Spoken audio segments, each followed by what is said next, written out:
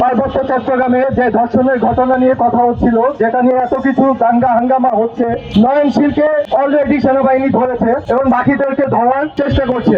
এরপরেও শিশু নিয়ে তারা সেনাবাহিনীর উপর হামলা করলো এবং সেনাবাহিনী হাঁটানোর প্লেকার্ড নিয়ে তারা হামলা শুরু করলো। ডিরেক্ট বোঝা যাচ্ছে যে কমিউনাল ভায়োলেন্সের তারা একটা চেষ্টা করছে যে এই ডক্টর ইউনূস সরকার যেভাবে মানুষকে পরীক্ষা না দিয়ে পাস করিয়ে দিয়েছে মব ভায়োলেন্সের ভয়ে, ঠিক একইভাবে এই মব ভায়োলেন্সের কারণে তাদেরকে আদিবাসী স্বীকৃতি দিয়ে বাংলাদেশকে আলাদা করার চেষ্টা করছে এই সশস্ত্র বাহিনী।